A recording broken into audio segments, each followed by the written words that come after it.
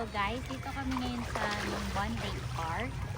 So kapag may free time during the weekends, pupunta kami dito para mag-walk, pwede rin mag-jog, and then pwede rin tayo magpakain ng mga isda. So guys, baka makahuli na ako ng tilapia mamaya dito. Meron namin pang dinner. So, joke lang. Bawal maghuli. Pwede lang magpakain.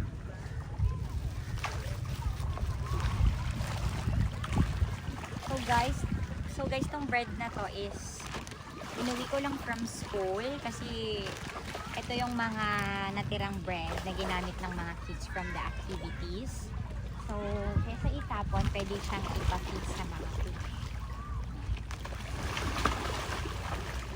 Grabe guys, sobrang lalaki. Oh my gosh, ang dami. A giant catfish, right? This is giant catfish. Dito, I think is catfish. Catfish. Wow. Grabe. So guys, kapag once na nag-feed ka na ng fish, may tendency na rin lumapit sa'yo yung mga kalapati dito. Kasi gusto din nilang makikipagawan sa mga bread. Ibigyan din natin sila ng konti. And then, wala na. Finish.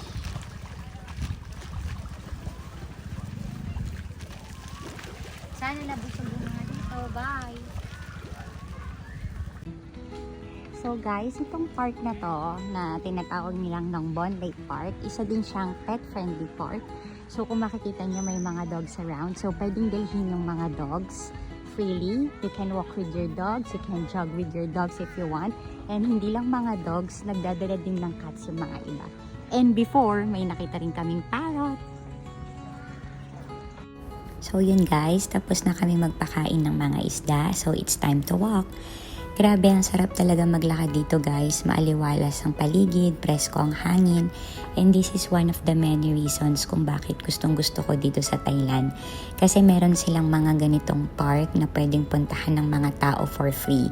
Mas maraming tao pag weekend guys kasi mas may time ang mga tao to go to the park kasi walang work. So marami silang time to spend with their family, with themselves, or with their friends.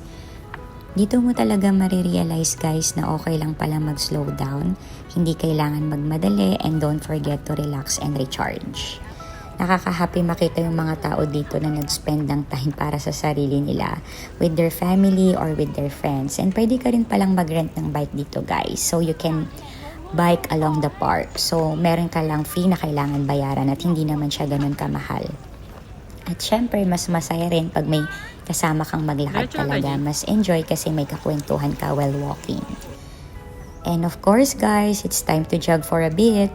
2026 na, so we need to also prioritize our health. Even if this kind of exercise lang will truly help our body. So gusto ko talaga guys, this 2026, magkaroon din ako ng time para sa sarili ko to exercise. Kasi laging yun yung goal ko pero hindi ko siya nagagawa. So sana this year, lagi ko na siyang magawa. Sobrang need ko rin to guys kasi nag-gain rin ako ng weight as you can see. You know, Thailand always have a good food, so medyo napasobra ata ako. So kailangan ko na talagang mag-diet. I don't know about you guys, but for me, jog and walk works better for me. Di ako gaanong napapagod kapag jog and then walk and then jog. So parang mas prefer ko yon. Trivia lang pala guys, Nongbon Lake Park is one of the largest park here in Bangkok.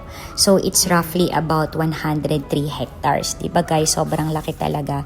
So sobrang lawak talaga ng pwede mong lakaran. So kapag may free time ka at nandito ka sa Bangkok at napanood mo tong vlog na to, punta na kayo dito guys. Sobrang ganda ng park na to. Grabe naman talaga yung view, yung peace na ibinibigay sa'yo, yung calm. Sobrang saya lang talagang maglakad. Look at this view guys. Sobrang calming. Minsan need talaga natin ng ganitong space. Just us, the nature, tapos konting stretching na rin para later kaya mo na ulit magpatuloy sa pag-jog or sa pag-walk. Kasi guys, hindi pa tayo nakakalahati. Sobrang laki pa ng park na to. Hopefully this 2026 guys, mas masipag na ako maglakad or mag-jog para na rin sa sarili ko and for me to be fit. Grabe guys, sobrang nakaka-inspire talaga tong mga Thai people. Trivia lang tayo ulit. Most of the Thai people, very health conscious sila. They love working out, especially they love running. Early in the morning pala guys, as early as 6 a.m. bukas na tong park na to. So marami ka nang makikita agad na mga nagja-jog. I think yung iba before sila pumunta ng work or before sila pumasok, they really spend time to exercise. So nakaka-inspire talaga silang gayahin.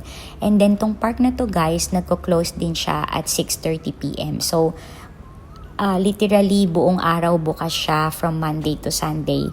So yung mga Thai people, marami talaga silang time to go to visit this park. Kaya araw-araw din halos hindi to nawawalan ng tao. Pero mas marami lang talaga siyang tao during the weekend. Dito mo rin talaga ma-appreciate guys yung nature sa gitna ng Bangkok.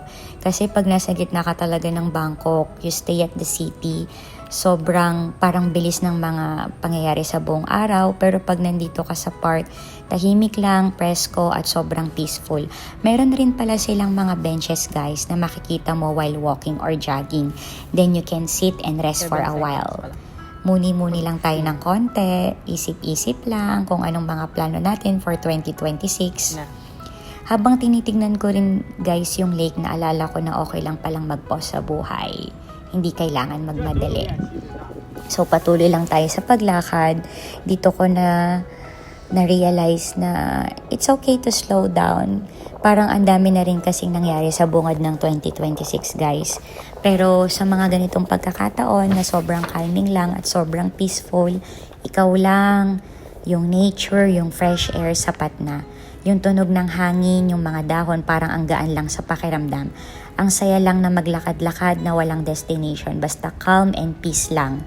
Kung nandito ka ngayon guys, sigurado maintindihan mo kung bakit gustong-gusto kong bumabalik dito. Anyways, malapit na tayo sa bridge guys. This bridge serves as a sign na napakalayo na ng nalakad natin. Pwede kang mag-pause ulit dito, rest and enjoy the better view of the lake. Beautiful fish, makikita mo dito guys, may mga nagpapakain rin ng isda. Dito yung pinakamagandang spot to enjoy the beautiful view of the lake. So pwede ka munang huminto after mong nag-jog or nag-walk. Meron din sila dito guys pala na mga water activities. Meron din sila ditong kayaking, meron silang windsurfing, and families can also enjoy their picnics here. Grabe, sobrang daming activities ang pwede mong magawa dito guys. Katulad na lang itong nakita namin today. Sobrang galing ni Kuya. Feeling ko batikan na siya sa paggawa nito. So, nakaka-enjoy lang na videohan. Nakaka-refresh ding makita. So, guys, hindi talaga nakaka-boring pumunta dito sa Nongbon Lake Park kasi sobrang dami mong magagawa. At hindi lang magagawa, marami ka pang pwedeng mapanood. Tapos, guys, dito rin pala sa Nongbon Lake Park, after mong mag-walk or after mong mag-jog, you can enjoy watching different people playing different kinds of activities like soccer. As I mentioned a while ago guys, Thai people are very health conscious. Marami silang activities, physical activities, sports na ginagawa everyday. So, ma-enjoy mo rin silang panoorin.